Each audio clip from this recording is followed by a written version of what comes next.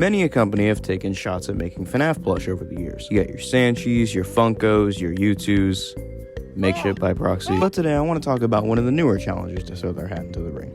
Hex. The Hex brand is run by popular FNAF content creator Dawkos, and was initially announced to just be a side project of his own kind of creative project he'd be working on the side. But in late 2021, he would officially reveal a collaborative collection of FNAF plush he called Parts and Service. The fans' reaction to this was mixed. A lot of fans actually praised them for their fun gimmicks and designs, but others nitpicked the plush with their loud designs of buttons and stitches everywhere, and the use of magnets, which is not exactly proven to be foolproof on plush. The next wave would actually be received a bit better, as it was our first real Fredbear plush. But up does come down, and they would hit their hardest point yet with wave 3, the toys. Now let's be honest here, it's pretty obvious companies have a hard time translating the toy animatronics into plush.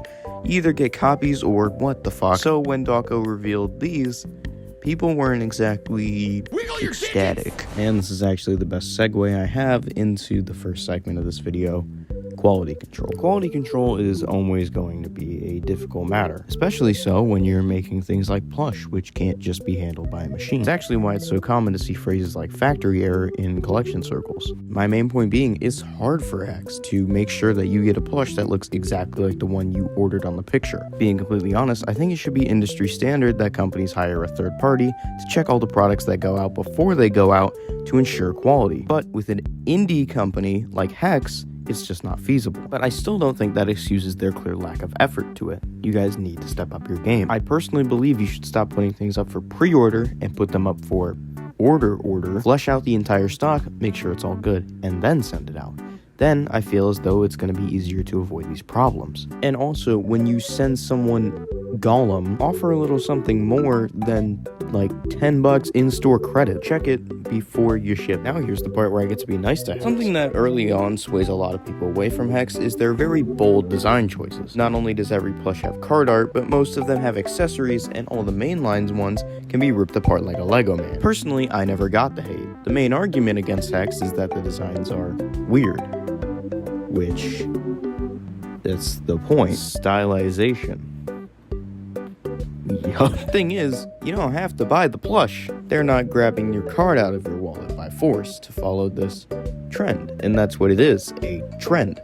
Eventually, people are going to stop buying them, and there's no productive reason to just hate on them. I've said it before, I will say it again. Hate is the coward's way of wasting energy. If you do nothing but hate, you're a little bitch. And honestly, how could you hate some of these fucking plush? It's like, objectively speaking, that the Springtrap Puppet and Nightmare Own plush are fucking peak. By the way, Dawko, if you ever want to get rid of any of the Springtrap prototypes, hit me up, bro. In conclusion, I think that we are sometimes a little too hard on Hex. Although I agree that the quality control should be managed a lot more, I don't think it's right to put the same amount of pressure as you would on a company like Funko or Sanchi, because those are full fucking businesses. This is an indie company. We give the same excuses for YouTubes, but the difference there is that they fucking suck. In the end, I think that really everyone on both sides just wants some dope-ass fucking FNAF merch. And I will continue to support Hex if they continue to deliver.